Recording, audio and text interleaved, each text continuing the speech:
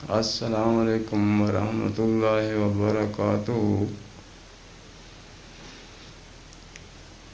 आज हम आपको नुस्खा बता रहे हैं मैदे के लिए और कब्ज़ के लिए। आजकल तकरीबन हर दूसरे आदमी को दायमी कब्ज़ का मसला बना हुआ है और ये एक ऐसा मर्ज़ है कि जो भी हम इसकी दवाई लेते हैं इनकी जुलाब आवर होती है। वक्ती तौर तो मकसद ये है कि कब्ज़ ख़त्म हो जाती है, लेकिन आंतों में गर्मी और खुश्की का गलबा और भी ज़्यादा हो जाता है।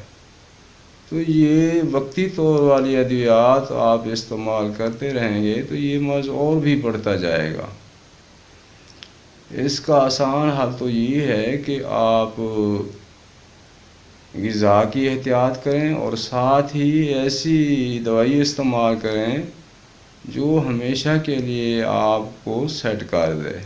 तो इस मर्ज़ के लिए मैं आपको नुस्खा बता रहा हूँ। एक छोटा सा नुस्खा है लेकिन 100% रिज़ल्ट है।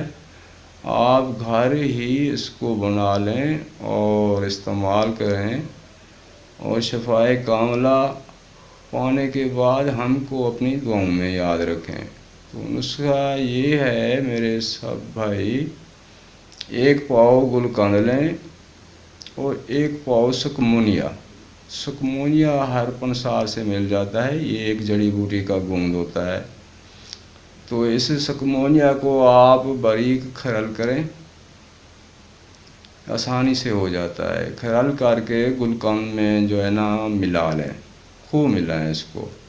इसके बाद इसका इस्तेमाल का तरीका ये है कि आप रोज़ाना सोते वक्त 1 चम्मच इस्तेमाल करें। इंशाअल्लाह कब्ज़ बिल्कुल ख़त्म हो जाएगी और साथ ही भूख लगना शुरू हो जाएगी।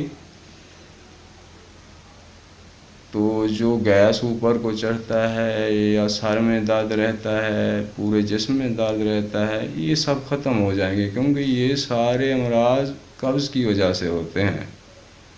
तो ये कब्ज़ का मुजरब नुस्खा है, आप इसको बनाकर ज़रूर इस्तेमाल करें।